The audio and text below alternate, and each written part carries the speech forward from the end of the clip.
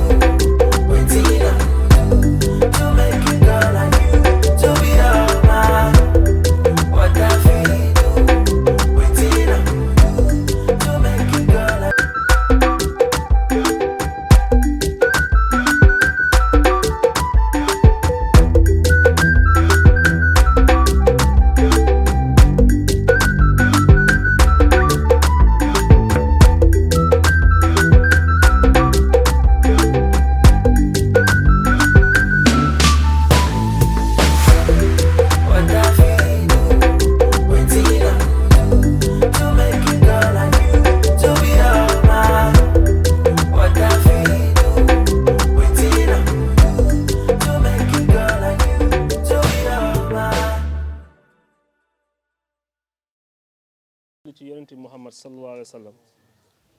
ñaana tamit suñuy wasila ak wasila bu nit mën a am ci àdduna tàmmale ci yonent sallallahu alayhi wa sallam ba ci wëlu yàlla yi ñaan yàlla li nga xamante ne moo ñu tax a jóg yàlla nañ ko yàlla nangul bu loolu weesoo yonent bi sallallahu alayhi wa sallam dafay wax ni innamal a'malu binniyaati wa innama li kulli imrin ma nawa nee na mbir yi dañuy jëm ci yéene te mbir mu nekk lañ ci yéene moom nga ci am nee na ka nga xamante ne dafa jóg gàddaay ngir wuti xam-xam bu demee yàlla dina ko jox xam-xam ku gàddaay wala ku dem jóg bëgg a wuti alal bu demee alal lay am ku bëgg a jóg tamit bëgg a dem noos nga fay am ku jóg tamit bëgg a tukki sax fekk jigéen la tax a jóg nee na boo demee jigéen ngay am maanaam yéen moom moo am solo te li nga xamante ni sabab na ko mooy daje bi ay mbokku jullit ñi nga xamante ni wala ay doomu aadama ñi nga xam ne dañoo dajaloo am yéene jàppante téyante loolu amul lu ko gën a rëy ci kaw suuf waaw donc li nga xamante ni moom lañ ci wax rek moo ñu teewlu alxuraan bi ndaxte alxuraan bu ñu koy jàng dañ ko war a teewlu koo xam ne jàngoo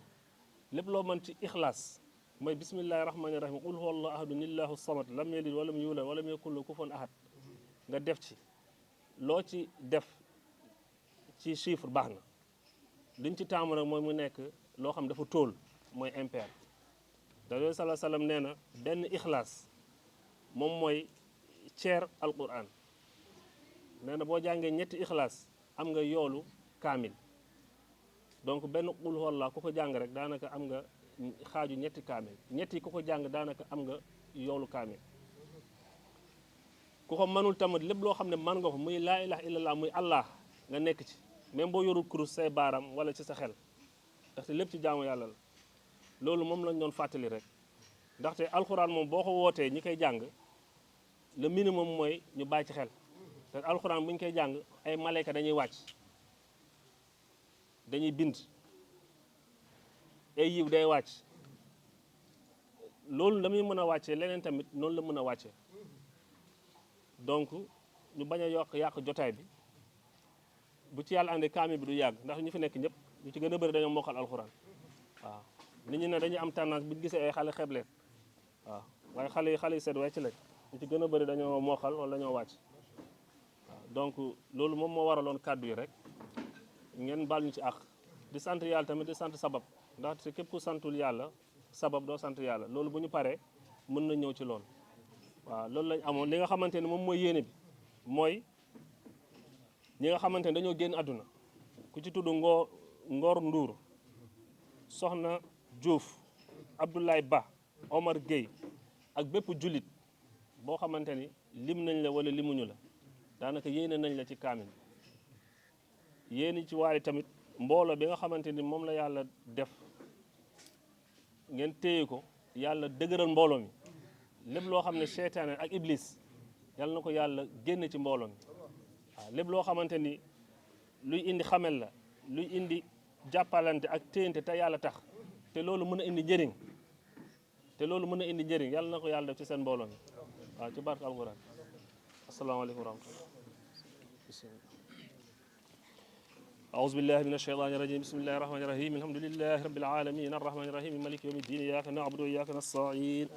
اهدنا الصراط المستقيم الصراط الذين أنعمت عليهم غير المغضوب عليهم ولا الضالين بسم الله الرحمن الرحيم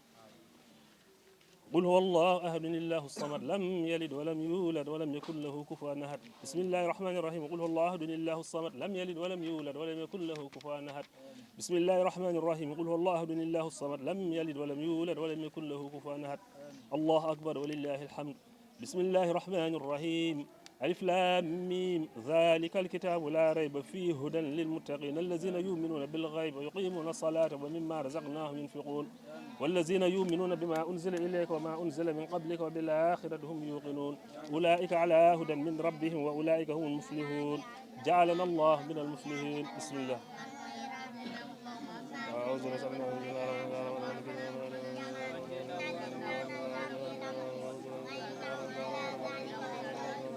jàngeen naa ko Maam Jaara waxee naa ko Ousmane Maam Jaara na waxee naa ko jigéen nañu waxee naa ko rew be yoɓi kaali sees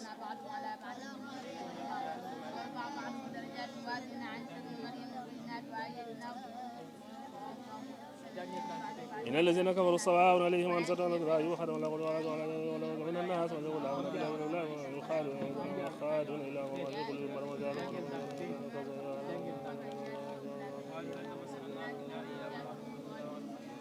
إن الذين كفروا سواء عليهم أنذرتهم لا يؤمنون ولا يقول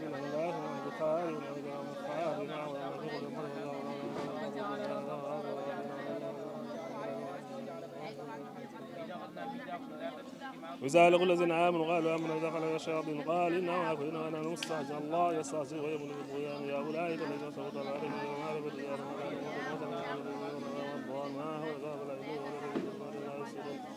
هم بكم فهم لا يرجون كثير من السماء في الظلمات والرعد والبرق والصاد وفي أزواج وهذا والله من كيف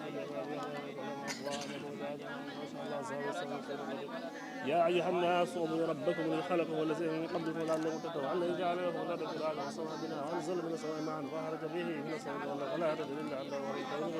فنزلنا على عبدنا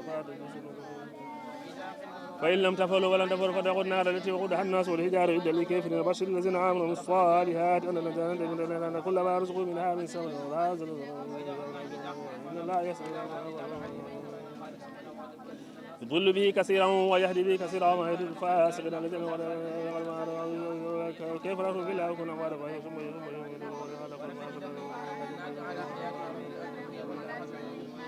يا أيها الذين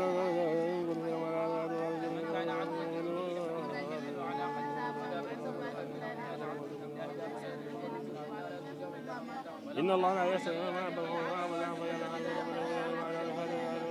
الذين يقولون عهد الله من بعد الميثاق يقبل ما والذي خلق لكم ما في الأرض جميعا ثم استوى إلى السماء فسبح سبع سماوات كل سنة قال ربك للملائكة جاعل قال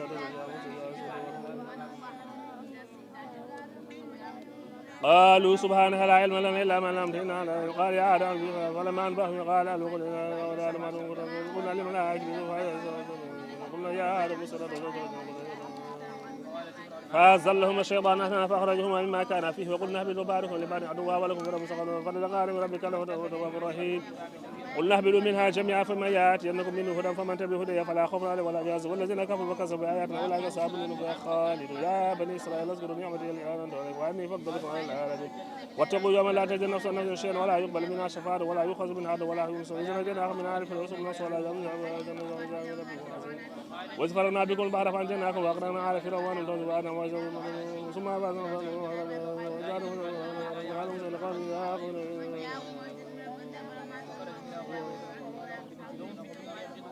ثم بعثناكم بعد موت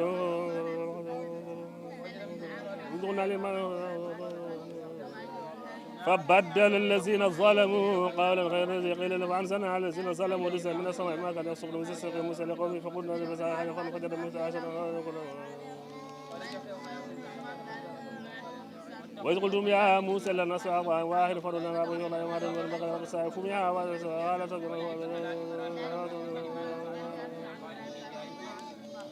إن الذين آمنوا والذين هادوا والنصارى والصابين من آمن بالله واليوم الآخر وعمل الصالحا فلهم أجر الله ولا يحزن جهنم من ميثاق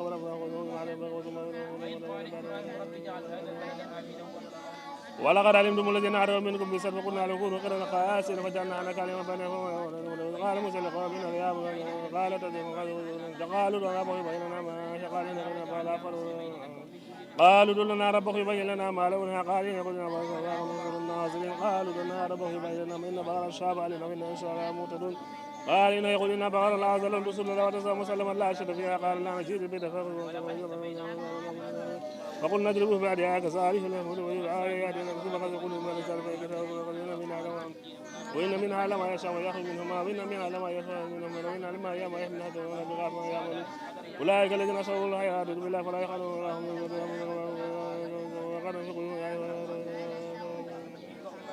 واذكرن ما يتلي في بيوتكن ما يأتي وإننا كان خبيرا إن مسلمين وسلمون قال وقال وصار وصابر وصابر والصابرين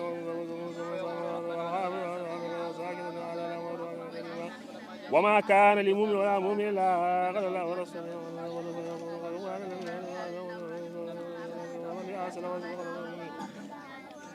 وإذ تقول الذي علم الله أن يعلم عليها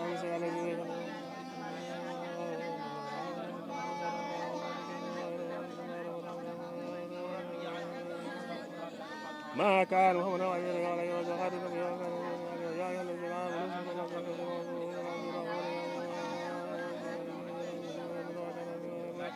تحيتهم يوم يلقون السلام وأعد لهم أجرا يا أيها الذين أرسلنا شاهدا ولا تلقوا المنافقين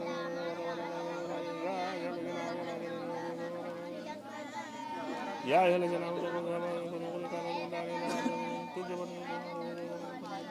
لا يهل لكم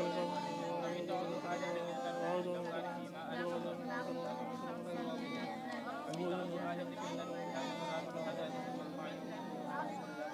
الله الرحمن الرحيم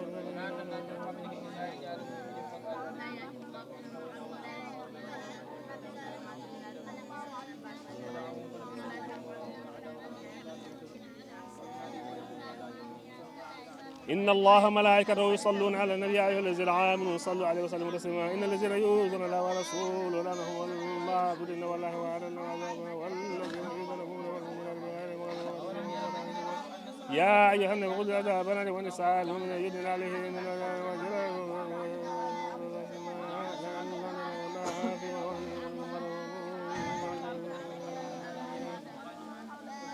يا أيها الذين آمنوا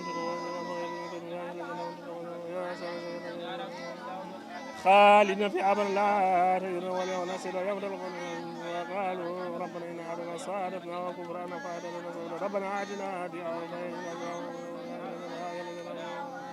يصلح لكم أعمالكم ويغفر لكم ذنوبكم إلى ورسول فقد فاز إنا أردنا لكم والجبال فإنما تقولون يا أيها الذين آمنوا اتقوا الله وإن لكم دار الله ولن يرمنا غدا كيد والله عزيز بالظالم جعلنا في أعناقهم أغلالا فهي إلى الأذقان فهم مقمحون وجعلنا من بين أيديهم سدا ومن خلفهم سدا فغشيناهم فهم لا يبصرون وسواء عليهم أنذرتهم وأم لم تنذرهم لا يؤمنون إنما بسم الله الرحمن الرحيم قل الله أحد الله الصمد لم يلد ولم يولد ولم يكن له كفوا أحد بسم الله الرحمن الرحيم قل الله أحد الله الصمد لم يلد ولم يولد ولم يكن له كفوا أحد بسم الله الرحمن الرحيم قل الله أحد الله الصمد لم يلد ولم يولد ولم يكن له كفوا أحد اللهم إني نويت بتلاوة كتابك العزيز الذي لا يأتيه الباطل من بين يديه ولا من خلفه تنزيل من حكيم حميد عبادة لك وتعظيما رسالا لأمرك ومحبة فيك وفي رسولك الكريم سيدنا محمد صلى الله عليه وسلم متقربين به إليك ومتوسلين بنبيك المختار ومحسن به أنفسنا وأهلنا وأولادنا وأصحابنا ومن تعلق بنا فبارك اللهم لنا فيه واقض به جميع الحوائج الدينية والدنيوية والبرزخية برحمتك يا أرحم الراحمين يا رب العالمين بالسر بسم الله الرحمن الرحيم قل هو الله أحد الله الصمد لم يلد ولم يولد ولم يكن له كفوا أحد بسم الله الرحمن الرحيم صدق الله مولانا العظيم وبلغ رسوله الكريم ونحن على ما قال ربنا وخالقنا ورازقنا ومولانا من الشاهدين اللهم ربنا تقبل منا ختم القرآن وتجاوز عنا ما كان في تلاوته من السهو والنسيان أو تهريف كلمة عن موضعها أو تغيير حرف أو تقديم أو تأخير أو زيادة أو نقصان أو تاويل على غير ما أنزلته أو ريب أو شك أو تعجيل عند تلاوته أو كسل أو سرعة أو زيغ للسان أو وقوف بغير وقف أو إدغام بغير مدغم أو إظهار بغير بيان أو مد أو تشديد أو همزة أو جزم أو إعراب بغير مكان فاكتبه منا على التمام والكمال والمهذب من كل الألهان فاغفر لنا يا ربنا فاغفر لنا يا ربنا يا ربنا يا سيدنا لا تواخذنا يا مولانا يا مولانا ارزقنا فضل من قرأه معديا حقه مع الأعضاء والقلب واللسان وهب لنا به الخير والسعادة والبشارة والأمان ولا تختم لنا بالشر والشقاوة والضلالة والطغيان ونبهنا قبل المنايا عن نوم الغفلة والكسلان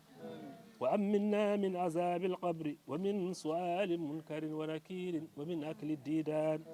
وبيض وجوهنا يوم البعث وآتق رقابنا من النيران ويمن كتابنا ويسر حسابنا وثقل ميزاننا بالحسنات وثبت أقدامنا على الصراط واسكنا في وسط الجنان وارزقنا جوار سيدنا محمد عليه الصلاة والسلام وأكرمنا بلقائك يا ديان استجب دعانا بحق التوريت والإنجيل والزبور والفرقان أعطنا جميع ما سألناك به في السر والإعلان أعطنا جميع ما سألناك به في السر والإعلان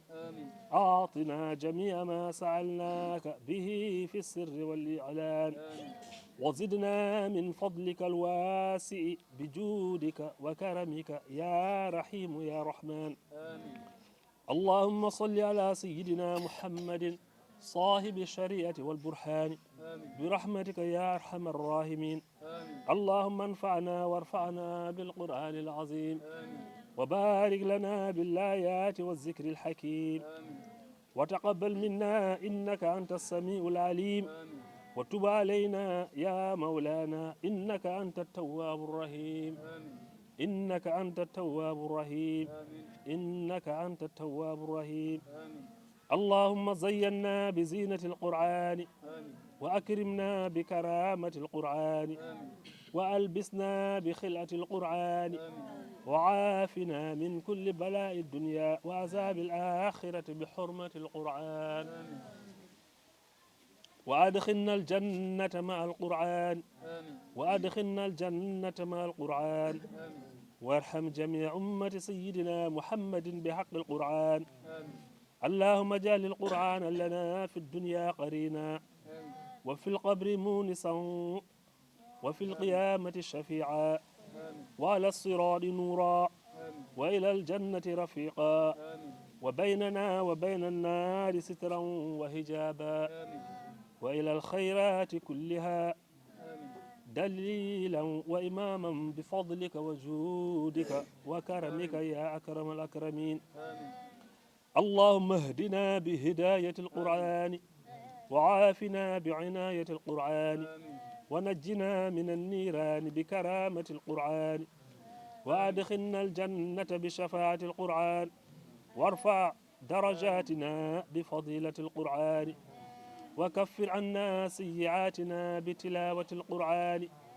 يا ذا الفضل والإحسان.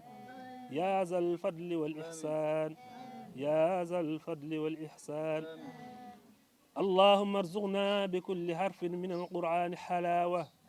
وبكل كلمة كرامة وبكل آية سعادة وبكل سورة سلامة وبكل جزء جزاء وبكل حزب حسنة وبكل نصف نعمة وبكل ربع رفعة وبكل ثمن صناعة. اللهم ارزقنا بالعلف ألفة وبالباء بركة وبالتاء توبة وبالثاء ثوابا وبالجيم جمالا وبالهاء حكمة وبالخاء خلانا وبالدال دنوا وبالزال زكاعا وبالراء رحمة وبالزاي زلفة وبالسين صناعا وبالشين شفاعا وبالصاد صدقا وبالضاد ضياعا وبالطاء طهارة وبالظاء ظفرا وبالعين علما وبالغين غناعا وبالفاء فلاها وبالقاف قربة وبالكاف كفاية وباللام لطفة وبالميم موئزة وبالنون نورا وبالواو وصلة وبالهاء هداية وباللام العلف لقاء وبالياء يسرا. وصلى الله على سيدنا محمد وآله الطاهرين أجمعين. اللهم بلغ صواب ما قرعناه ونور ما تلوناه إلى روح سيدنا محمد عليه الصلاة والسلام وإلى أرواح أصحابه رضي الله عنهم أجمعين وإلى أرواح جميع الأنبياء والأولياء والمرسلين وإلى أرواح جميع الأنبياء والأولياء والمرسلين وإلى أرواح آبائنا وأمهاتنا وإخواننا وأصدقائنا وأساتذتنا ومشايخنا خاصة وإلى أرواح جميع المؤمنين والمؤمنات والمسلمين والمسلمات الأحياء منهم والأموات أجمعين عامة وإلى جميع أصحاب الخيرات من المؤمنين والمؤمنات والمسلمين والمسلمات اللهم بلغ صواب ما قرأناه ونور ما تلوناه إلى روح سيدنا محمد صلى الله عليه وسلم وإلى أرواح سخن جوف وعبد الله با وعمر جي وإبراهيم جوب وعلى سنجاي وعمر جي اللهم بلغ صواب ما قرأناه ونور ما تلوناه إلى روح سيدنا محمد صلى الله عليه وسلم وإلى أرواح سخن جي وعبد الله با وعمر جي وإبراهيم جوب وعلى سنجاي وعمر جي اللهم بلغ صواب ما قرأناه ونور ما تلوناه إلى روح سيدنا محمد صلى الله عليه وسلم وإلى أرواح سهنا جي وعبد الله با وعمر جي وإبراهيم جوب وعلى سنجاي وعمر جي وإلى جميع المؤمنين والمؤمنات والمسلمين والمسلمات الأحياء منهم والأموات وأرحم به الأموات يا من لا يموت وأنت ذو العزة يا ذا الجبروت وارحم الأموات يا من لا يموت وأنت ذو العزة يا ذا الجبروت وارحم الأموات يا من لا يموت وأنت ذو العزة يا ذا الجبروت وها أنا أدعوك بالقوم الذين قد خلفوا النبي بار يقين عمر عثمان أبو بكر علي أرزق لنا بهم رضاك يا علي يا ربي من لنا سواك راهم فأنت حي لا شريك دائم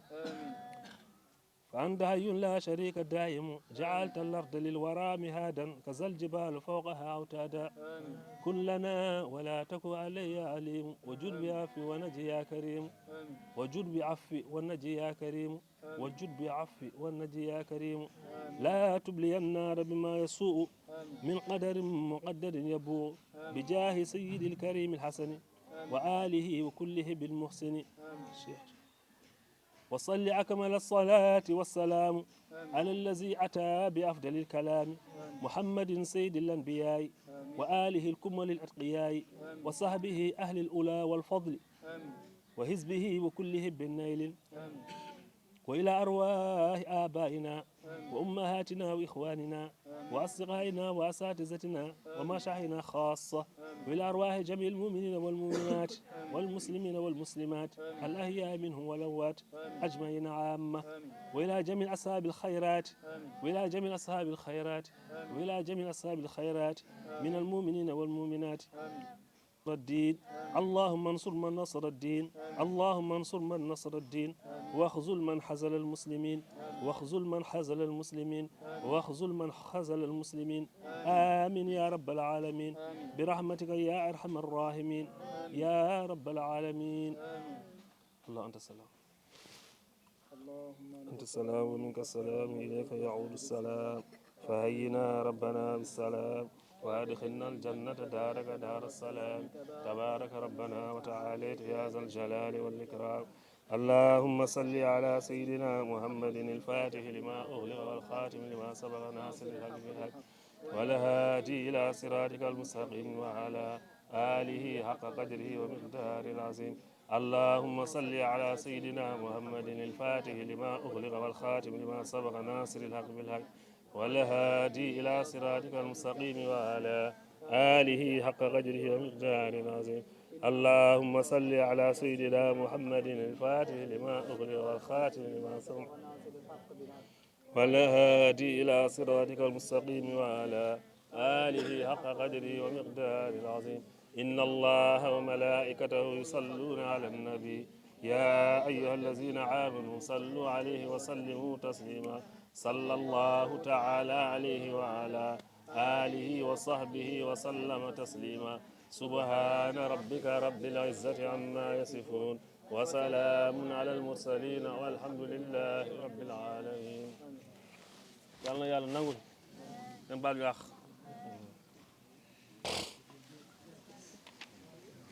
ñe day jëm ci Cerno mi nga xam ni mooñ doon wàcceel kaamil bi jëm aussi ci ñi nga xam ni ñoo nekkoon suñuy sëriñ ba ñu nekkee ay tut tànk Cerno defe naa ni lii nga ñu defal nii dafa fekk ni aussi nit ku nekk am nga loo mënal sa bopp waaye am nga loo xam ni mënaloo ko sa bopp lii nag defe naa ni moom rek la ñuy tuddee sëriñ sëriñ moom booy xool ci baatu arab dañ koy delloo ci siraaj siraaj du dara lu dul lumière moom mooy ki nga xam ni buñ ko soxlaa mooy ki nekk dans l'obscurité te defe naa àdduna doy na sëkk obscurité alxuraan ji ngeen nga xam ni nag moom nga fi jàng léegi doy na ci lumière te nga jiite ko kon nag du ñu def lu dul sant la ak ñi nga xam ni ñoom nga àndal cant googu nag dañ koy jëlaat encore teg ko ci ñi nga xam ni suñuy sëriñ lañu woon ba nga ñu xamee ni ñun ay tout tànk lañ éducation nag boo koy déglu defe naa ni loolu mooy jël nit doomu nit def ko nit tey ñun bu ñu demee ba mën a taxaw ci penc wala ñuy dajaloo ñii dañ cee jouer seen partition boo xam ni partition bu mag la te comme ni ko yàlla di waxee rek defe naa ni ñun ñoo dégluwul bu baax alxuraan ba xul a'uuzu bi rabbi naas sax ñu koy jël naan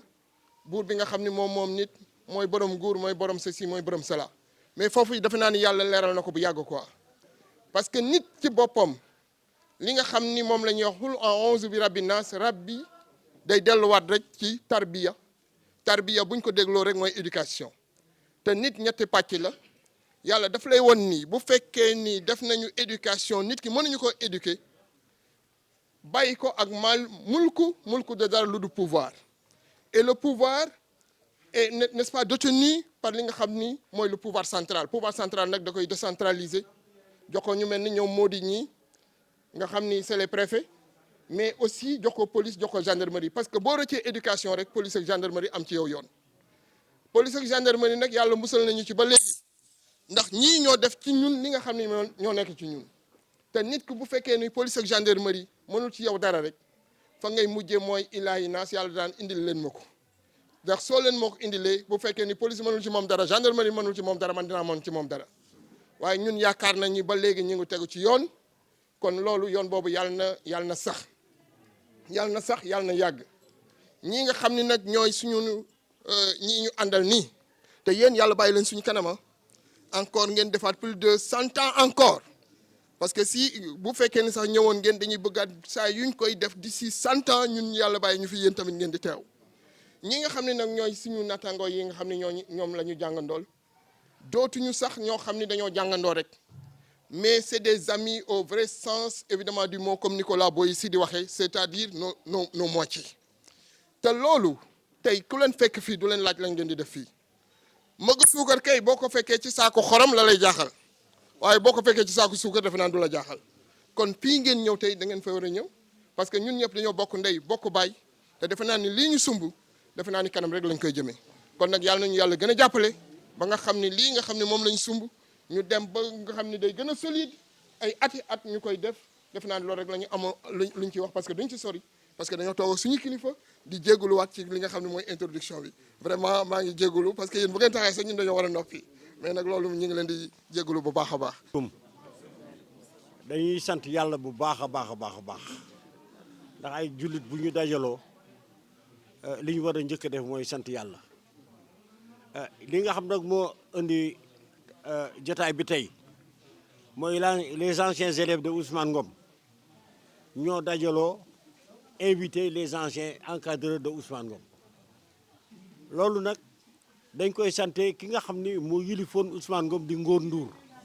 ndax moom xelam yëpp dafa nekkoon ci dajale njaboot gi Ousmane Ngom ñun bi ñu fa nekkee famille la ñu nekkoon loolu mu jiwoon nag moom la ñuy continuer di perpétuer yàlla def nag yéen nag ngeen nekk ci lancé boobu donc seen ànd bi ngeen def di dajaloo nekk famille yàlla na ko yàlla saxal ñun nag kàddu gi du sori wane dañuy wax ni kontaan nañu ndax boo yoree xale mu dem ba màgg fàttaliku lu bari organiser lu mel nii dañ leen di sant ànd bi moom dañuy li may ñaan mooy yàlla na ànd damay gërëm nag ki nga xam ne moo ñu dalal tey mooy monsieur Dieng nekk professeur au lycée Jules Sagna moo ñu dalal kon nag li ñuy def mooy dañ ko ñaanal gis nañu li mu njëkk def mooy wàcce kaamil ndax jullit moom alxuraan rek la xam kaamil bi nga xam ne moom lañu wàccee ñaanal ci ñi ñuy ñaanal yàlla nangu ñaan yàlla nangu ñaan wax ji de moom yombul ndax li ma war a wax bari na wante nag wax dafa yombul ndax dañ maa bett ne ma foog nga wax li ñuy wax rek mooy seen ànd bi ngeen def nekk benn nekk famille yàlla na ko yàlla dëgëral yàggal ko yàlla def ngeen di yàgg di dajaloo di ñu yàgg woo ñun tam ñu yàgg di fekke di ñu leen gërëm bu baax a baax nag parce que mënoon ngeen def seen yëf mu yem ci seen biir wante da ngeen di cee boole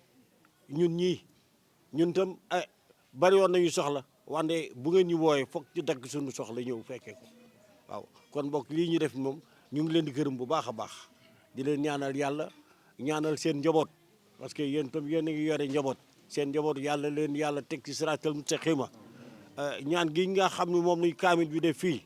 yàlla ñun ñëpp yàlla nañ ci yàlla sotti barke fekk ñu ñëpp ñu fekk ko kaddu gi nag foofu rek lay mën a yem kon li ma wax daal mooy kontaan nañu dañoo kontaan moo tax mënumaa sori ci kaddu gi parce que dajaloo bi tax na ñu bëri gisewaat man gisaat naa ci ñoo xam ne fàtte woon naa leen sax ñoom Awa Camara ak ñoom ñëpp gisatuma leen woon ñoom Oumy Kanté moom sax ma nga France wante man maa ngi ko di gis bañ ko affecté Njuuxaan muy jàngale xam boobu yàgg na moom moo ubbi école ba léegi fi mu nekk ci 12 classes loolu yàgg na kon boog seen ànd bi daal vraiment yàlla na yàgg am na ci ñoo xam ne maa ngi leen di gis monsieur le préfet nga de moom léeg-léeg ñu jokkoo madame Ndoye ma nga ne moom Ousmane moom dellu si ne Ousmane Ngom sax nekk fa surveillante. alhamdulilah rabil alamina alhamdulilah sant yàlla bu baax a baax yàlla bi ñu may ñu fekkee te tal parce que boo fekkee da ngay ñaan yàlla tal ko malgré dog-dog yeeg yaram yu soof yeeg yu oyof yi yëpp on tenait à venir vraiment sant yàlla Nasser daf ma ne madame Lo je sais que tu es malade mais xale yi yaa ngi lay réclamer de ma ne ko bu soobee yàlla dinaa sox su ma yeewoo daal fajar xool su ma mënee teg tànk danaa teg tànk incha allah lii moom lu neex la te ngeen am kóllëre da ngeen am kóllëre rek y avait bien d'autres des classes de 50 45 élèves 50 voire même jusqu'à 60 multiplié par 3 chaque année pendant une trentaine d'années xam nga ne loolu bari na macha allah bari na mais comme yéen bi yàlla na leen yàlla defal jàmm defal ko seen njaboot mu sax dàkk law ba ci seen i sët ak i sëtaat kontaan nañ on est très content sant yàlla bu baax a baax. nuyu mbokk yi fi xam dañ fee teew kenn ku ci nekk ñu ngi lay nuyu islam yàlla na yàlla def ci yow jàmm yërmande ak barkeel di beral nuyoo suñu sëriñu daara yi nga xam ñoo fi teew di rafetlu teewaay bi nga xam teew dañu ko fi aussi lu jar a sant yàlla la kon dañ leen di ñaanal yàlla taxawu leen bu baax a baax yàlla jàppale leen yàlla xëcc seen fan di barke leen barka njaboot dañuy sant yàlla bu baax ba ñu may fekke ak tal ndax am na ñoo xam ne bëggoon nañu fee teew seen wér gu yaram may la ñu teew fi am na ñoo xam ne bëggoon nañu fee teew waaye nekkuñu fi ndax kàddu yi may wax kàddu danga koy jéem a tënk rek benn bi ci mboole mi la jëm beneen bi ci li nga xam ne mooy ustaas la jëm kon ustaas ñu ngi lay ñaanal yàlla bu baax a baax yàlla taxawal bu baax ndax li nga xam ne moom nga nekkee ku yittewoo ay ñaan nga ndax yonent sallallahu alayhi wasallam dafa wax ne ki gën ci yéen mooy ki jàng alxuraan di ko jàngale mu gën ci yéen waaye nag ñu fàttali suñu bopp fàttali la yéen itam ndax xale yi nga xam ne dañoo jàng alxuraan war nañoo xam ne nekk ci alxuraan jëfel nekk ci alxuraan itam ndax buñ la nee yow mu jàng alxuraan di ko jàngal yaa fi gën am na loo xam ne war nga cee bàyyi xel mooy li nekk ci alxuraan nga jëfee ko fekkee da ngay jàng baqar ba naasi luñ ci wax nga faram fàcce ko tas ko waaye doo ci jëfe lenn gënoo ci kenn kon xale yi ñu bàyyi ci xel ñun ñii itam suñu njaboot ñu jéem leen jàngaloo alxuraan ndax bokk ko def li nga xamante ni de fekk doomu aadama bi ci bàmmeelam mooy bàyyi ak njaboot goo xam ne njaboot gu barkeel la di jàngalu alxuraan wala ñuy jàng alxuraan jëmale ko ci seen waajur kon mbokk yi nga xam ne leen di jàngal alxuraan ji dañ ko yittewoo ndax ama wax ñam na ñaari nit ñoo xam ni yittewoo nañ ñaan waaye mënuñu ko defa seen bopp muy kii doo a gane àdduna liir bi doo a gane àdduna mënu ñaanal boppam kan moo koy ñaanal ñi mu fekk ci àdduna ñu fasal yéene ànd ak ñoom ñoo koy ñaanal ak ki génn àdduna ku yittewoo ñaan waaye mënu ñaanal boppam dañ koy ñaanal ñaar ñooñu ñu jara ñaanal lañu ndax may wax ni loo defalul kenn bu la yàlla baaxawul lool wala nit ñi amuñu lu ñuy seet kenn du loo ko defal kon jamono bi ñu mën a ñaanal ñi génn àdduna ñi leen ñaanal oustaz dañuy wax ni am na loo xam wax nañu ko ñaan goo xam ne wax nañu ko mu ni rabbana ighfir li wa li walidayni wal mu'minina yawma yaqumu hisaab heure boo julee ñaanal sa bopp njëggal ñaanal say waajur njëggal waaye ñaanal bépp ngëm njëggal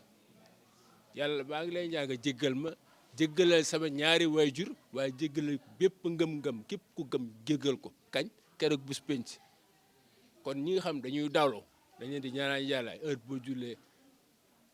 su fekkee man nga ko weer wane ngay étaler benn kaamil chaque jour nga jàng benn téere chaque jour nga dem ba weer wi dee nga jibal nga jël yool ba jox ko say waajur loolu rafet la soo ko mënul am nga xaalis wool benn imam yaa ko initié yow di nga ci am yool wool benn imam weer dee nga jox ko 15 000 wala 10 000 mu jàngal alxuraan pour que say waajur ñu bàyyi ci xel beneen bi mooy jotaay bi nga xam dañu koo tey lu am solo la lu tax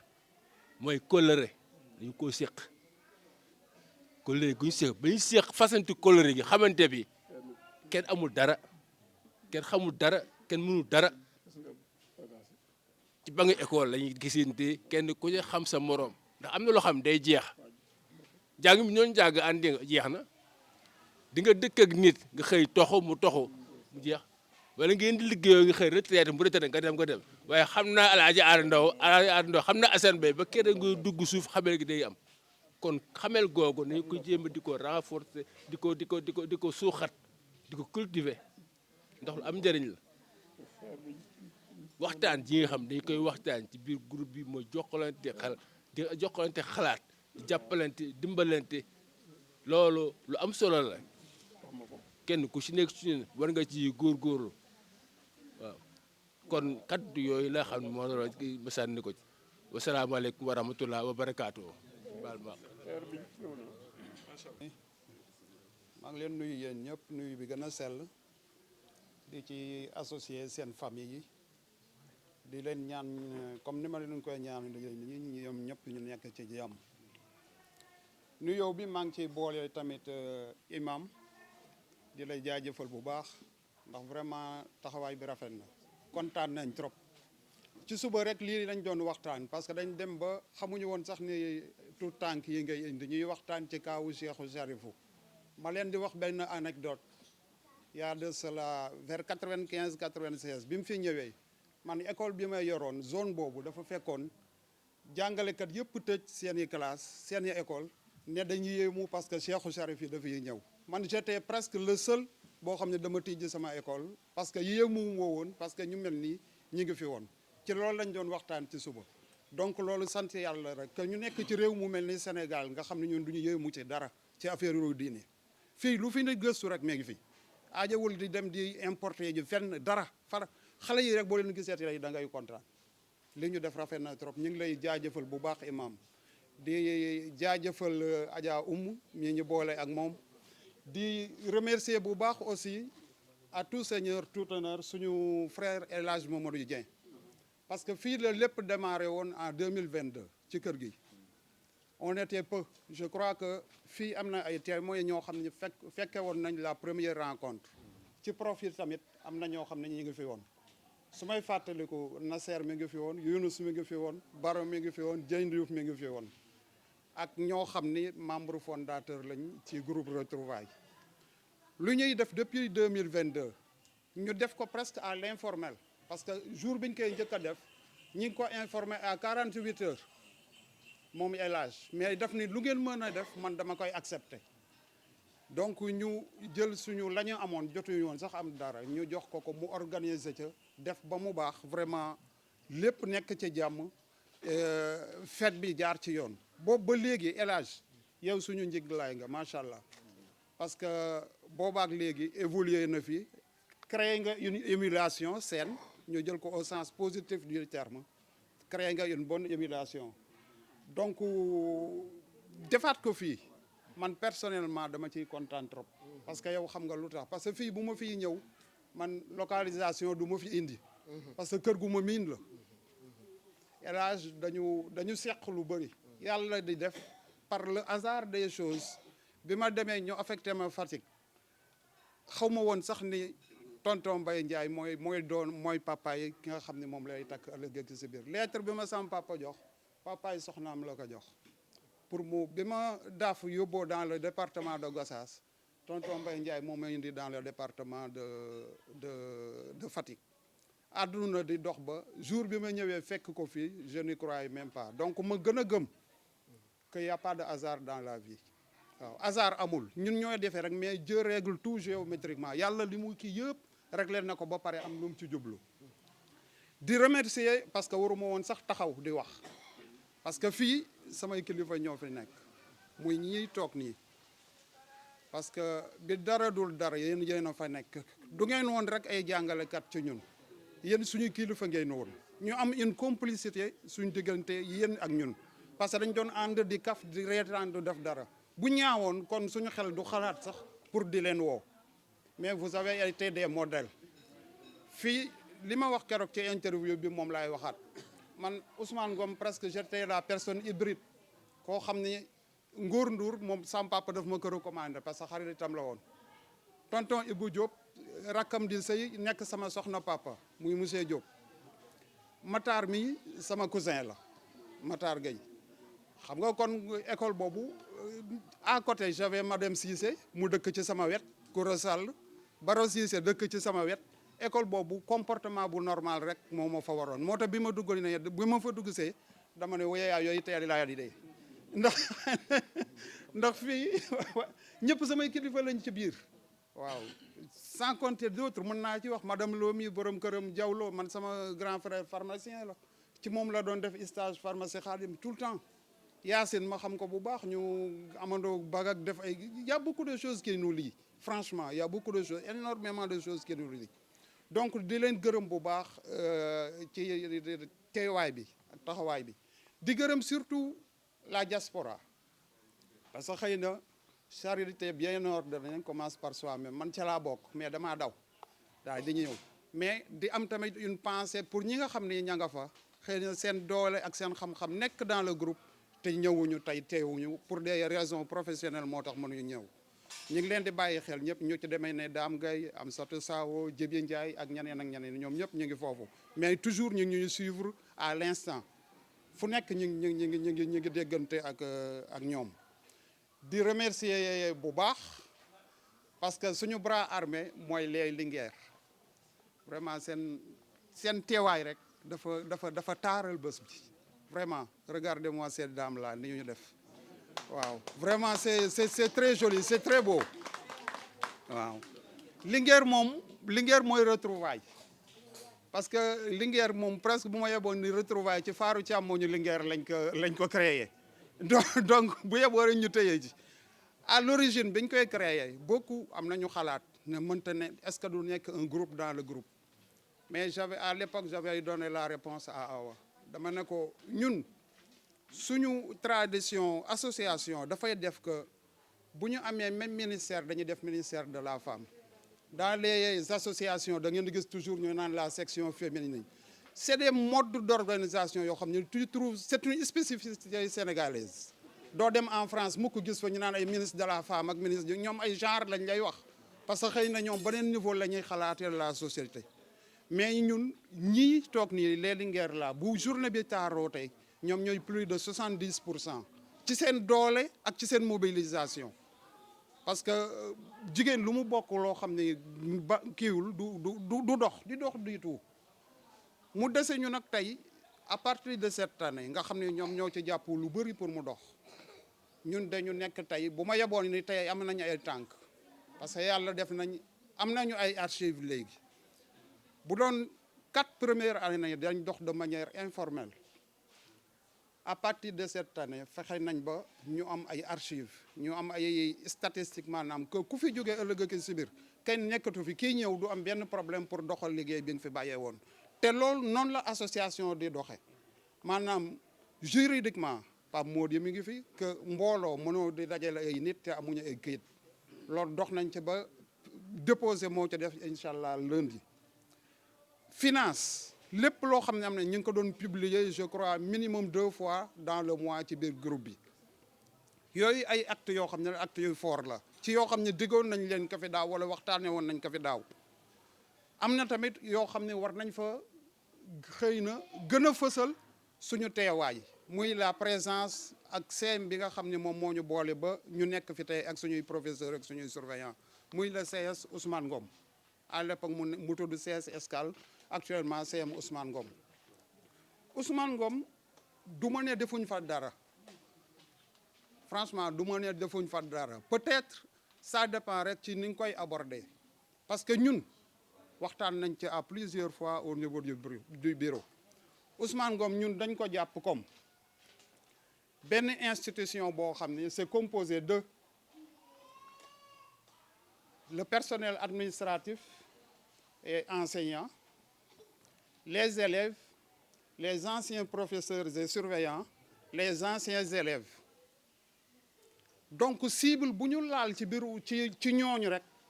ensuite ñu yokk ci les classes pédagogiques et physiques cible bu ñu laal ci ñooñu rek dañuy laal Ousmane Ngom je crois que yéen ñëpp gis ngeen envoyé nañ leen fi ay messages publié nañ ko même dans le grand groupe pour taxaw woon suñu benn koo xam ne man dem naa fa ça doit faire 5 ans non 4 ans maag woli mate àndoon ak Umuba ak kan woli mata la woon Umuba ak man ak Ablaye demoon nañ ba unité 2 seeti suñ professeur Adama Ndiaye ba ñu demee seetoon nañ ko la nga xam ne suñ doole la woon tamit joxoon nañ ko mu kontaanoon ci loolu ba jël suñu numéro dañuy déggante fréquemment donc pour revenir à ce problème-là de Ousmane Ngom que visibilité bi wala interprétation bi ñu ci mën a def mën naa wuute mais on a agi au niveau du CM Ousmane Ngom parce que ku agir ci ñenn ci kenn ci li ma la wax ci groupe boobu rek agir nga ci biir CM Ousmane Ngom parce que jël nañu appareillage ay pour ay nopp la woon ñu def ko ci kenn ci suñuy prof mu koo xam ne suñ xarit la woon tamit muy Adama Ndiaye dafa bëggoon nit respecté nit ñu def ko fa sur une valeur bëgguma sax di tudd ay chiffres valeur bi biñ ko estimé ça tourne autour de 700 000 te 700 000 yooyu du ci suñu kenn moo ko ci génn yéen ñëpp yéen a def seen doole ak seen xel principalement ki nga xam ne moo ko doon piloté muy la présidente de la commission sociale Oumou Dem donc xëy na dañ naan mën nañu ñëwaat waaw xëy na dañ naan mën nañu ñëwaat te incha allah dinañ ñëwaat sànq waxtaan naa ak monsieur Kane nee naa ko ñun amoon nañ sax projet pour ñëw fa mais comme rencontre bi mi ngi doon ñëw et amoon nañ ay écho que le principal va à la retraite dans 1 an moins d'1 an même que di def ay accord ak ñoo xam ni dañ fiy toog moom moo ñuy gënal parce que problème mu école ñun dañ jaar ci école dañ ci xam tamit yenn saa yi nit di dem dara nga jox ko benn bagage mu lem buy dem retraite mu yóbbu wala c'est des cas qui existent dans les écoles que toujours dañuy rencontrer wu ci mais mu rassurer ma ni que y a un comité de gestion ma ne ko amul problème parce que après ça dina def l'état des lieux ñun dinañu organiser wu au niveau du bureau ñu organiser une rencontre ñu dem waxtaan parce que daf ma wax ab problème bu sensible que le principal même daf doon songer pour renvoyer certains élèves yoo xam ne ba léegi yàlla dafa def seen doole matul seen gannaaw pour ñu def les inscriptions ma wax ko tamit foofu ne affaire inscription yooyu ñun bëgg nañ agir Ousmane Ngom encore parce que def nañ ko sur une ressource humaine muy le professeur Ndiaye mais bëgg nañu agir sur Ousmane Ngom mais di agir da ngay waxtaan ak ki ngay jox lan la soxla mais di ko jox loo xam ne soxlawu ko bu boobaa day nekk presque perte de temps wala beneen association def na ko ba pare mu ne ma inscription yi de am na ba léegi élèves yoo xam ne inscrire looguñ ñu ni ko ñun nag parrainage lañ jàppoon comme ñun jàpp nañ parrainage moom ñoom ñu am kaawu inscription donc loolu pour lu ñu dajale du jafe parce que toujours cible élève ci la ñuy dal donc incha allah monsieur Kane pour vous rassurer après mën nga ñoo envoyer yaa ngeeg sama numéro l'état des lieux ñun ñu seet nan la ñuy toogee ñu def ab rencontre ñu mën a waxtaan bu baax pour cas yu mel nii luñ ci mën di saafara rek dans l'avenir ñu koy saafara donc daal pour ne pas être long maa ngi leen di gërëm yéen ñëpp vraiment kontaan nañ trop ci pour bañ a tëye tamit suñ professeurs yeeg surveillants yi bañ leen fay tëye lu yàgg ñu ngi leen di gërëm bu baax a baax vraiment kontaan nañ ci taxawaay bi parce que jàpp leen daal que ñun ay taalibe lañ ci seen côté parce que ñun mënuñu nekk ay kilifa ci seen côté loolu moom c'est très sûr. sion boobu incha allah moom mooy continuer man Ablaye Ndiaye boobu ngay wax bi nga koy dugal dans le groupe xaw ma woon sax ni c'est mon voisin man maa nga woon ca dëj ba dem naa fa waaw Alsane Ndiaye dem naa fa 2 fois parce que mook sama jarbaat yi ñoo nekkoon ca juma grand standing ba di fa liggéey mu nekk nit koo xam ne tamit nit ku baax la vraiment seede bu baax la am ca ñi mu dëkkal ñëpp tout le monde est unanime il a été même principal foo xam ne sama sœur fa la nekkoon sem sampaate moo nekkoon na seen principal après la ma ko wax fàttali ma ay affaire yu bëri donc ñu koy ñaanal di ko yéene waat ci kaamil bi nga xam ne jëlee nañ ko fii que fii mu jógee mu gënal ko fee mu jëm gënal ko téeméer yu ñu fi nga xam ne fii la jógee donc daal maa ngi leen di remercier yéen waa Retrouvailles yëpp di ku nekk ci turam ak ci santam encore une fois di ñaan yàlla bu déwén bi mu gën a neex vraiment ñu gën a am action gën a am njariñ tamit pour le CS Ousmane Ngom ok waay jërëjëf merci beaucoup. asalaamaaleykum maa ngi nuyu ku ci nekk ci turam ak santam maa ngi tudd Ousmane Gueye nekk responsable personnel bu centre islamique bu Al Amirou tey ñu ñëwoon tey ci bis bu màgg bi fii ci Ngent extension est ànd fi ak imam Thierno Hamidou Deme ci bis bi nga xamante ni moo dajale association des anciens élèves du CEM Ousmane Ngom dajale aussi seeni anciens professeurs ak ñi nga xamante ni ñoom ñoo nekkoon foofu ci administration bi vraiment ñu am ci contentement ak satisfaction bu baax a baax teew ci bis bi ànd aussi ak imam Thierno Hamidou Deme mais it mu nekk journée boo xamante ni journée de prière la ñu ñaanal way dawlu yi nga xamante ni ay enseignants lañ ak ay enseignantes ak ay professeurs ak ñi nga xamante ni ñoom ñoo doon jàngale ci CEM Ousmane Ngom te génn àdduna ñu wàcce fi kaamil bi nag ki ko jiite woon tey nekk oustaz Thierno Hamidou Deme nekk directeur général bu centre islamique bu Thierno Bachirou Deme vraiment nag ñu doon remercier soxna Oumou Deme mi nga xamante ni tey moo ñu fi indi mu nekk vraiment partenaire pour daara ji nekk une femme sociale une femme dynamique mais it une femme responsable vraiment ñu daje fii ci këram ànd ci ak monsieur Dieng bi nga xamante ni boobu ba tey bi mu jàppee daara ji bàyyiwul ñu ngi gis seen loxo ci biir ak ci biti loolu daal laa ci amoon comme ay kàddu ñuy sant bu baax di gërëm ñëpp di wax ni retrouvaille bi yàlla nañ ko teewe ay ati at ci barke yonent bi sallallahu taala alayhi wa sallam képp ku ñu fi ñaanal tamit yàlla na yàlla nangu ñaani ci barke yonent bi merci beaucoup.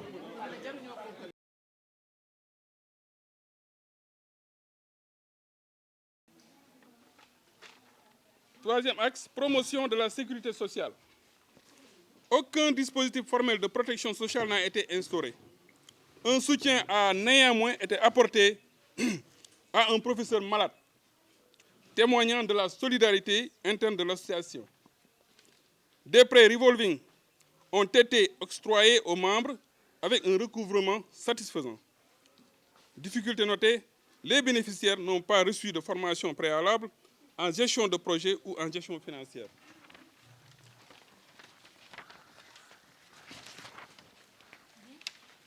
Par rapport à la mise en œuvre du plan d'action 2025, en 3 axes, actualités planifiées, activités déroulées, actions, activités non réalisées. 1. Renforcer l'organisation interne et garantir une gouvernance transparente. La commission par rapport aux activités déroulées, la commission financière a été renouvelée et une sensibilisation à la nouvelle approche de gestion financière a été réalisée. Les réunions de bureau se sont tenues de manière régulière. Parmi les commissions internes, seules les commissions financières et sociales ont été effectivement actives. Le podcast mensuel Djar Djar, destiné à donner la parole aux membres, à favoriser les retrouvailles et à valoriser leur parcours, a été lancé. 2 membres de l'association ont été reçus au cours du mois de décembre 2025. Par rapport aux activités non réalisées, la mise en place des groupes de travail thématiques, la revue à mi-parcours, notez bien que les réunions périodiques ont permis quelques ajustements, notamment dans la gestion financière. Organisation de panels en ligne, la torche. 2. Assurer le soutien et l'accompagnement des membres. Les prêts revolving ont été octroyés conformément au plan d'action. Le suivi financier a été régulièrement partagé dans le groupe WhatsApp par souci de transparence. Par rapport aux activités non réalisées, bien sûr, formation et accompagnement des techniques des bénéficiaires. Axe 3, développement et mise en œuvre de projets d'appui communautaire. Là, je crois qu'aucune activité n'a été déroulée. Et par rapport aux difficultés, bien sûr, appui au CEM Ousmane Ngom aussi, notez bien qu'il a été décidé d'attendre une mobilisation financière suffisante pour mener une action significative. Par ailleurs, pas de suivi-évaluation au regard de l'absence d'activité d'envergure. Axe 4, par rapport à assurer une gestion financière rigoureuse et optimisée, renouvellement de la commission financière, partage régulier de l'état des finances, bon niveau de recouvrement des remboursements des prêts, cotisation mensuelle régulière. Par rapport aux activités non réalisées, 4e axe, activité généraliste de revenus, notez bien que ceci limite les possibilités de l'association à mobiliser les ressources.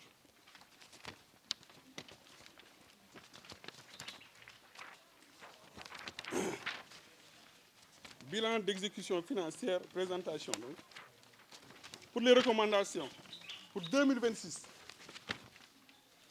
pour renforcer l'efficacité de l'association, il est recommandé 1. D'achever l'actualisation des statuts du règlement intérieur avec des échéances clairement définies. 2. De mettre en place les groupes de travail thématiques et d'encourager la contribution active des membres. 3. D'impliquer davantage les membres issus du secteur de l'entrepreneuriat dans l'organisation d'ateliers au profit des porteurs de projets. 4. De concevoir un mécanisme de protection sociale interne en mobilisant des personnes ressources compétentes. 5. D'accélérer la mobilisation de ressources pour concrétiser l'appui au CEM Ousmane Ngom au cours de l'année 2026. 6. De mettre en place un dispositif de suivi et évaluation trimestrielle assorti de livrables clairs. 7. De diversifier les sources de financement en vue de lancer au moins une activité génératrice de revenus. Conclusion. L'année 2025 a enregistré des avancées notables en matière de gouvernance financière et de solidarité interne. Toutefois, plusieurs actions structurantes du plan d'action restent à finaliser.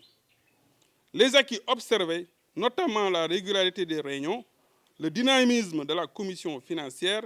et les appuis apportés aux membres constituent une base solide pour renforcer la performance de l'association en 2026. Le lancement du podcast Djar Djar s'inscrit pleinement dans cette dynamique. Au-delà de sa vocation à donner la parole aux membres et à valoriser leur parcours, ce nouvel outil de communication joue un rôle central dans le renforcement du lien communautaire. Il offre un espace d'expression inclusif, met en lumière les talents, les expériences et les réussites internes et contribue ainsi à raviver l'esprit de cohésion, de fierté et d'appartenance au sein de notre association. En facilitant une meilleure connaissance mutuelle et en valorisant les contributions individuelles, Djar Djar devient un levier essentiel pour dynamiser la participation, stimuler les échanges et consolider la solidarité entre les membres. l'Assemblée générale est invitée à examiner le présent rapport, à formuler des orientations pour le nouvel exercice et à renouveler l'engagement collectif en faveur d'une association plus active, plus solidaire et mieux structurée. Merci de votre attention. Je vais tout pour vous présenter de manière vraiment très sommaire,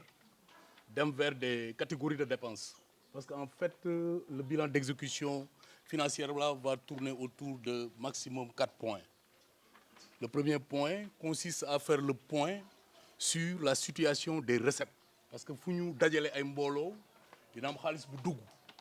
Mais xaalis bu fekkoon day dugg rek toog du am peut-être njëriñ. Et j'ai wax na ko sànq am na lu ci génn. Donc am na ay dépenses. Soo amee ay dépenses am na ay dépenses yoo xam bu xasee ba génn du duggaat. Comme am na ay dépenses yoo xamante ni dañuy génn di duggaat comme ça muy am ay mouvement.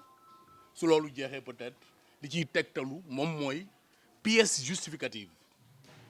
Lu tax ma koy wax parce que moi en tant que commissaire aux comptes, il ne me revenait même pas de présenter le bilan d'exécution financière. Mais pour des contraintes majeures, on était obligé véritablement de travailler en synergie. Et c'est la raison pour laquelle je me tiens devant vous pour le faire à la place de la présidente qui est là. Et j'ai eu son aval. Peut-être que je me dois d'avoir une certaine neutralité pour avoir de la froideur dans l'analyse des mouvements, des opérations qui ont été effectuées. Je vous garantis que ça a été fait dans les règles de l'art. Parce que peut-être par déformation professionnelle, j'ai été obligé parfois de m'engueuler avec certains, ne serait-ce que pour assurer de la traçabilité des dépenses. C'est extrêmement important parce que dërëm bu génn war nañoo mën a xam fan la dugg ak ba mu fa duggee ba pare lan moo koy firndeel ci loolu la ñu liggéey ba agsi fi ñu agsi. Je rends grâce à Allah et je remercie l'ensemble des membres de la commission financière et à sa tête la présidente.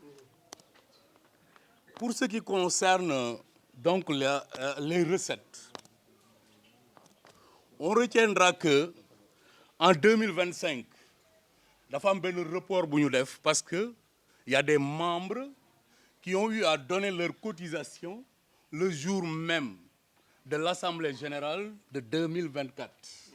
Aussitôt, ces recettes-là ont été mises dans le compte de 2025, ce qui fait qu'on s'est retrouvé avec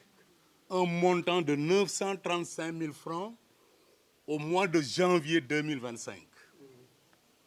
Ce montant a fait l'objet de report. En 2025, on a eu, dans la catégorie des cotisations annuelles des membres, des cartes de membres et des droits d'adhésion, à récolter un montant total de 1 437 000 francs. Si ajoute, sans dire Wahnako, les dépenses pré-revolving, c'est en termes d'appui à certains membres qui en avaient exprimé le besoin. Mais on a pu recouvrer la somme de 325 000 francs, ce qui fait que au 6 janvier passé, dernière situation financière, on était à 2 697 000 francs. Au titre des dépenses, l'on retiendra, et là c'est par catégorie de dépenses, 252 000 francs, dont des djakhal, comme le professeur de français, à raison de 25 000 francs pour 6 bénéficiaires. Donc, ce qui fait un montant de 151 500, y compris les frais de transfert qui ne sont pas recouvrables. Mais il existe la traçabilité par Wave ou par Orange Money. Au titre des Ndautal, 50 500 par personne, à raison de 2 personnes, ce qui fait un montant total de 101 000 francs. Défalqué du montant total, on était à un solde de 2 444 500 francs. Suit l'acquisition de biens et matériels. qu'on range dans la catégorie de patrimoine de l'association. C'est un téléphone, marque Samsung. Voilà, gis ngeen yéen ñi pire ngeen na marque Samsung ak benn stabilisateur. Leneen li ci des, c'est pour le règlement et l'impression des cartes de membres. Ce qui fait un montant total de 204 934 francs. D'où un solde de 2 239 566 francs. Autres dépenses, 5 prêts accordés d'un montant de 450 000 francs, dont 4 bénéficiaires pour un montant de 100 000 chacun,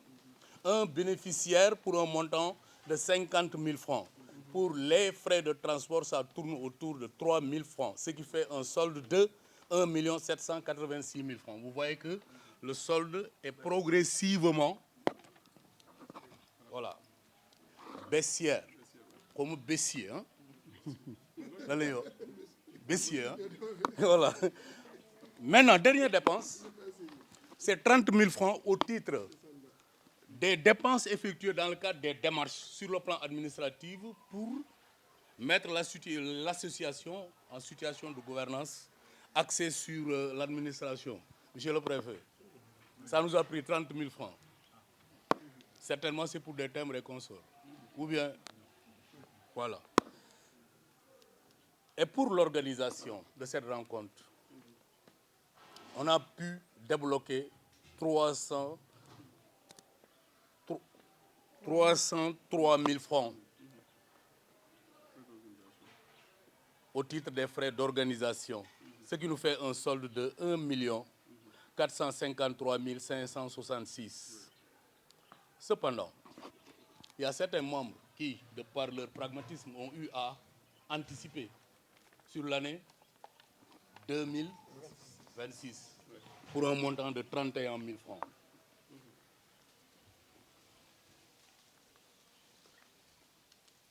Maintenant, pour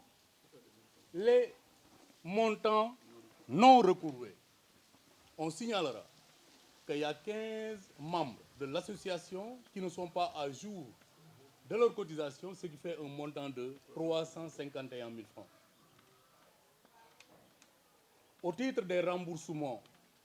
des prêts revolvés, je l'ai dit tout à l'heure, montant non recouvré, c'est 125 000 francs. Donc le gros de l'argent a été encaissé. Il reste peut-être une mensualité ou deux pour pouvoir globalement recevoir l'argent qui a été débloqué au profit de nos membres. Total global à recouvrer, 476 000, même si ce n'est pas un impératif. Parce que peut-être les membres au nombre de 15 qui n'ont pas pu donner leur cotisation, s'ils ne le donnent pas, cet argent-là ne peut pas être considéré comme un actif. Donc ça sera rangé dans les oubliettes. Maintenant, pour la dernière présentation, c'est un lien hypertexte pour, au besoin, taper sur le lien pour avoir les pièces justificatives de toutes les dépenses qui ont été énumérées. Donc voilà, globalement, ce qui fait la situation financière de l'association à la date du 6 janvier 2026. C'est pour le compte de l'exercice de l'année 2025. Merci de votre attention. Merci beaucoup. Non, je l'ai dit, en tant que commissaire au compte, moi, ma mission, c'est limiter tout simplement à attester de la franchise des dépenses qui ont été réalisées. Et je vous garantis que ça n'a pas été de tout repos. Même la dernière fois, il y a Awo qui me dit que defuma dara. Donc c'est pour vous dire qu'on a eu à travailler en parfaite synergie, mais quand même dans la rigueur. Et signaler en passant que moi, je ne fais pas partie du bureau. Voilà, merci. li ngeen def ni présenté ko lu jafe la ni ko Cheikh waxee Cheikh sax daanaka ñun assemblée bi moom la waxal ndax man de def naa association bu nekk mais c'est la première fois que ma gis un rapport financier présenté par un commissaire aux comptes loolu mooy wane ni ak rigueur bi mu waxee loolu mooy wane ni vraiment ñi nga xam ne ñoo yoroon sunu xaalis di ko recouvrer sonn nañu te aussi liggéey bi vraiment rafet na et loolu ñoo ngi leen ci sant di leen gërëm tous les membres du bureau aussi bi ñu xoolee rapport d'activité bi aussi présentation bi c'est clair et je pense que man sama de mon avis yaakaar naa ni sunu retrouvaille bi forme yi ñu ko formaliser pour man ça devait être une structure tellement légère et yàlla vraiment niñ ko doxee nii yombul surtout à notre âge ak aussi suñuy engagement man ca dëgg-dëgg man manuma ko parce que je suis déployé dans d'autres activités d'autres responsabilités tey jii soo leen ma ko joxoon bien que mën naa ko mais manuma ko doxal comme ni tegal leen ko donc yéen soo leen ñu ko defalee dañ leen di sant di leen gërëm je pense bien que biñ fii bi ñu tasee chez Oumou Kanté ñoo ngi doon wax naan il faut ñu am benn action bu ñu war a def CEM Ousmane Ngom donc keroog ñun dañoo xalaatoon ñun ñu nekk ci dans les CEM xam nañu les besoins lan lañ fa mën a def lu visible mais je pense bien que lu ñu waxoon foofu dañ ni woon dinañu def benn commission bu dem foofu laaj leen lan mooy seeni besoin pour que ñun suñu association bi am fa visibilité donc loolu ba léegi man boobu moom laa gis ni amagu tënk ci lu am solo mais li ñu def ci sunu ancien professeur Ndiaye Ada vraiment loolu rafet la et je pense bien que solidarité bi ñu war a di def entre nous les membres lu war la mais aussi entre surtout sunu ancien professeur yi aussi loolu lu am solo la peut-être ci boobu foofu laay glisser sur les 15 yi nga xam ni joxewuñu cotisation ama xamul ndax commission financière bi ndax interpellé nañ leen individuellement pour xam ba xam soit dañu découragé wala dañu nekk ci ay situation yu ñu mënta wax tamit bu ñu leen xamee ni ñooñu aussi dañu laaj ñu dimbali leen aussi pour qu'ils reviennent dans le groupe aussi dafa laaj aussi côté boo xam ne dañ ko war a saytu socialement quoi ndaxte peut-être am na ñu man comme ñenn ñoom am na ñu manul te ñooñu on doit pas les exclure su fekkee ni dañoo nekk dans des situations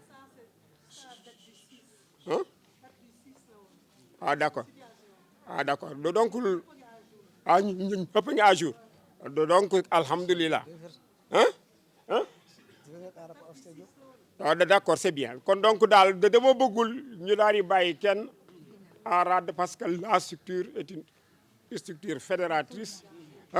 boo xam ni dimbalante d'abord dafa war a commencer entre nous de bala ñoo dem ci leneen donc vraiment je pense que aussi activité financière bi li ñu fi xasa dajale waxoon nañ ko nañ ci dimbali ñi nga xam ni am nañu activité te soxla un renforcement d'activité on ne finance pas une création d'activité on finance un renforcement d'activité koo xam ni mi ngi def activité xam ko di ci am bénéfice su 25 000 ñu renforcer ko moom mu daal ci mën a am bénéfice su 100 000 mais fekk koo xam ne deful benn activité nga koy lebal xaalis amul njariñ et je pense que bu ñu mënoon a gis kenn koo xam ni nekk na ci activité sax mu rentable bu ñu mënee jël xaalis bépp jox ko mu gën a avancé ëllëg sax mu daal di mën a taxaw ni su ma demee ba yegg fii c'est association bee tax je pense que aussi loolu lu am solo la donc vraiment loolu laa amoon ci lu may wax peut-être ça a été un peu long mais jërë ngeen jëf. merci. di leen gërëm yéen ñëpp vraiment ci teewaay bi parce que nit moom boo jëlee journée am rek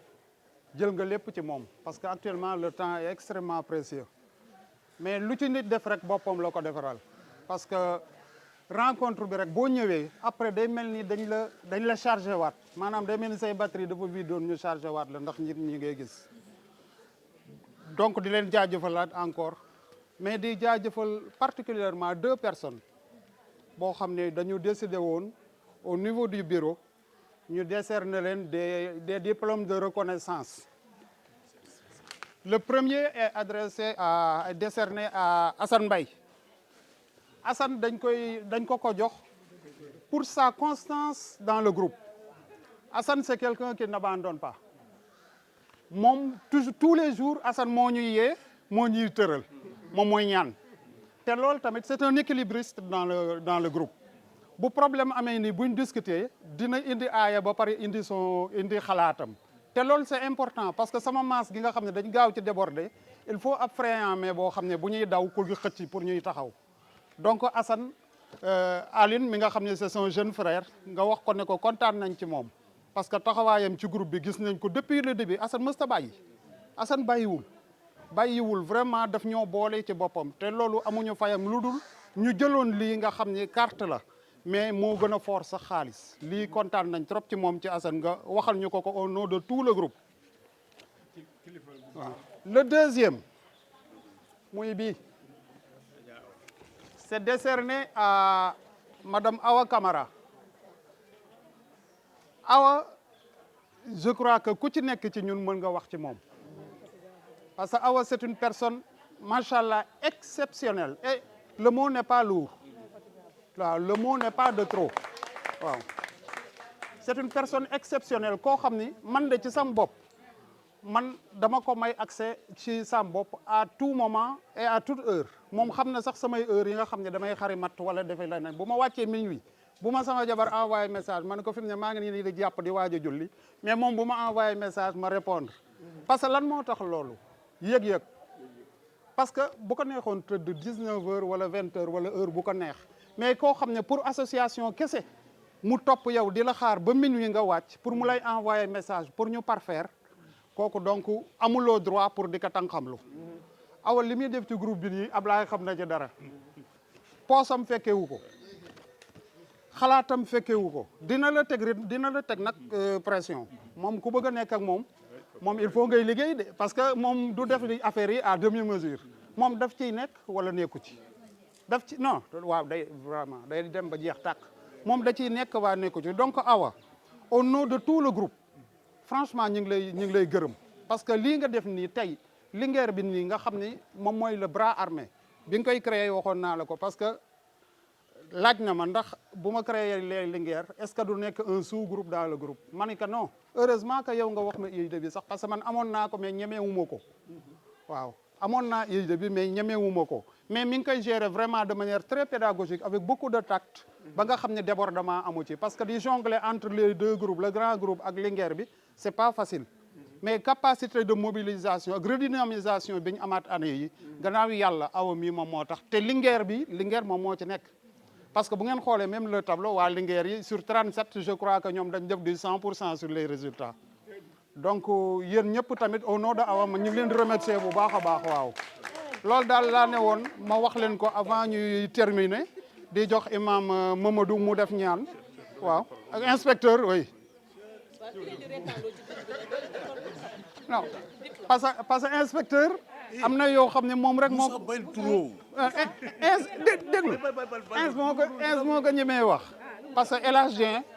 El Hadj Dieng tamit gërëmoon nañ ko au début mais moi je suis mal placé pour parler de El Hadj parce que xëy na xawma ko xam bi ci war a xam Cheikh xam na ko bu baax a baax Cheikh mu nga remercier El Hadj au nom de tout le groupe waaw parce que taxawaay bi rafet na vraiment lépp mat na macha allah El Hadj ñu ngi lay remercier bu baax li ci des Cheikh da koy eggali. jërëjëf Moussa une minute waaw pour ma wax la ci awa waaw pour mu mën a def jaar-jaar bi parce que ak IA c'est pas facile américain yi la waaw 25 000 francs lañ koy dagg par weer waaw par weer jaar wallaay effectivement waaw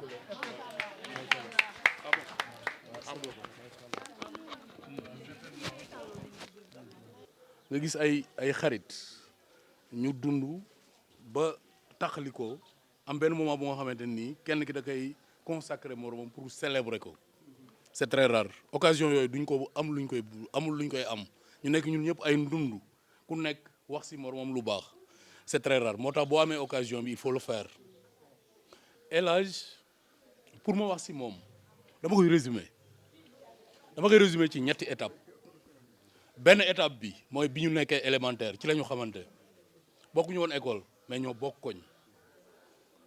ñu dañ daan gungente gunóor dama koy gunge ba mu àgg këram mu gunge ba mu àggaat suñu kër boobu ñu ngi doon def ay CP C1 C2 CM1 CM2 ñëwaat bokkaat classe 6e 5e 4e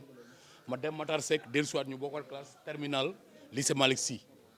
demandoo université bokku na benn chambre ba ni ma fa jógee dem armée man bàyyi ko fi mu nekk sama ginnaaw El Hadj jóge naa armée ñëw ñu xam la non occupation ban incidence la mën a am au point de vue comportemental surtout boo nekkee un ancien militaire l'État n'a encore rien fait à ce niveau-là pour une réinsertion harmonieuse des anciens militaires pour leur départir de cette violence bi nga xamante ni moom la ñu cultiver ci ñoom mooñaale leen ko soo deful ndànk mën na indi ay dégâts yu bare te jusqu'à présent nii moi je vois les séquelles ci ñenn ñi amuñu woon chance peut-être tasante ku mel ni jëmm ji dafa am benn jour mu ñëw fekk ma kër ga ma toog nii foofu ma san fekk damay concentré wu parce que boobu je venais de faire 4 ans d'armée j'étais en zone d'opération je n'avais pas fini véritablement de me départir de ce manteau toujours bu nekk j'étais là aux aguets des fois ça j'exerçais de la violence ci les personnes qui m'entouraient ci yenn comportement yi parce que je ne les tolérais pas mu ni boy bi bu ñu ko wutalul liggéey dina fi rey nit il est venu m'a trouvé dans ma chambre ni ma boy je vais te proposer quelque chose ma ne ko lan la mu ne ma dama bëgg ñu dem Mbuur su ñu demee ñu jënd keccax non na ngeen déglu bu baax li may wax c'est extrêmement important mu ne ma nañ dem bu ñu demee ñu jënd keccax ñu def ko vacances yu nga xamante ni c'est des vacances d'activité boobu moom il était à l'université man ko booy loolu noonu nan lañ koy defee mun ma nañ dem rek ñu dem on a parcouru les plages de Mbour ba jënd ñaari damba keccax teg ko ci 7 places indi ko mun ma nañ dem seen kër ñu fanaanal ko foofu jour boobu maa ngi ñëw fekk suma moroom yi ñuy baal ma dem jël keccax bi teg noonu après ma dem tëddi fajar gi ma jóg mun ma boo jógee rek yow yóbbu ko marché booba suma yaay ay see xam na ko ay see sec je la remercie au passage da doon jaay taabal marché ma jël dàmma yi teg ko ci wutir yóbbu ko marché këpp keccax bi ci kaw taabal bi toog di ko jaay kilo 275 ci xaalisam moom ma jaay affaire bi ba mu des tuuti maire yi ni ma comme yow xamuloo lii dama bëgg dañ ko bëgg a ramas ci yow ma leen ramas ñu ne waaw ma leen kilo 300 laa leen koy jaay te mercredi à 11h di ngeen ma fay ñu ne waa d'accord ma jël liste ñoom ñëpp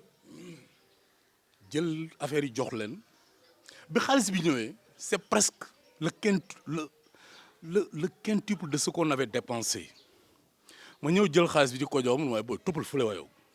xoolal loo si def nga def ko si donc il m'a lancé ci loolu noonu ci laa démarré ba yore boutique di ko jaay toog suma buntu kër daaw ma ci ndékki du ma ci añ du ma ci reer ku ma lab ma bañ bi may dem di defi volontariat de l'enseignement xaalis boobu noonu c'était plus de 400 000 francs maa ngi ko yore à l'époque ci laa nekk ba ni ma defee volontariat ba ni ma paree ba retour xaalis boobu dafa nekkoon ci man comme nekk nit bu nga xamante ne nii cette étape là ñu ñaan ñoo ko ànd dans la difficulté la plus absolue ma jógee foofu étant volontaire je me suis marié un mariage qui n'a pas connu de succès. J'étais seul avec mes enfants, mes filles. L'une d'elles a commencé à enseigner cette année-là. Moi, elle a dit, boy, je femme mi, soxna la. Té dama ci del soit femme soxna la. Xam lan motax? Parce que biñ koy tak yoruñu dara. Boba étudiant la. Baye Mbaye Ndiaye mo ñu wo niko yow bo so amé soxla ci femme mi, ñewul ma may la ko parce que xalé du am xaliss, xalé jom lay am. Te ku am jom boo ko lebalee dina la fay man am naa ci yow yaakaar bu ma la lebalee di nga ma fay faamu mi sa soxna la takk ko mu takk faamu moomu booba yorul dara faamu au moins amoon na lu mu yor parce que boobu mu ngi yëngutu ci benn ONG dafa daan dooleem di am xaalisam di ko bokk ak sëriñam ñu nekk dans des conditions yoo xamante yu metti la mais kenn mus ko xamal dara parce que jabaram dafa mën a muñ beneen bi ci topp mooy suñu yaay yi sonn nañ naqari nañ deret mais moom moo mujj suñu yaay ji yàlla na ay yaxam sedd faamu ñu ngi lay sant bu baax di la gërëm foo jublu yàlla na fa yiw yàlla jublu feneen fi may jeexale mooy jabaram ji mook sama jabar seen ñaari baay ñoo bokk benn baay ba ma toogee nekk dans une traversée de désert il m'a aussi tendu la main ñoo booy mën naa laa jox rakku faama maam say boo ko takkee di nga am soxna te loolu moo waxoon loolu moo nekk si moom xamul dara génn du ko def amul xarit man maay xaritam principal moom fi ay magam dongu jaar foofu la jaar donc mu nekk une occasion pour man rêver El Hadj pour te remercier encore une fois remercier notre dame là non defal ndànk rek remercier notre dame là parce que c'est pas évident moom chaque année la première fois c'était lui cette fois c'est lui mi ngi génnee sànq di wax man que ça sera toujours toi même bu fekkee tu vas y laisser des plumes tu vas les y laisser mais yow yaa koy gérer fii mooy siège social u retrouvailles yàlla na la yàlla fay kon donc c'est l'occasion rêvée tey jii nii pour ma yëkkati woon kàddu yi beneen bi ci topp mooy suñu mag ji gis nga kii elle a tout donné à tout le monde sans rien recevoir de personne man xam naa si dara parce que donc pour ma wax si ñoom day yomb trop parce que c'est naturel ba ñuy nekk ay étudiants yoruñu dara yoru tuba yu forox booba yow yaa ñu daan dimbali suñu ñëwee bu ñu amul paas boo ñu jox paas ñu dem ñibbi mooy yaay mooy lépp donc yàlla na la yàlla gën a taxawal ci suñu kanam c'est une même famille dans une grande famille retrouvaille yàlla na taxawaay bi yàgg foofu laa yemale kàddu jërë ngeen jëf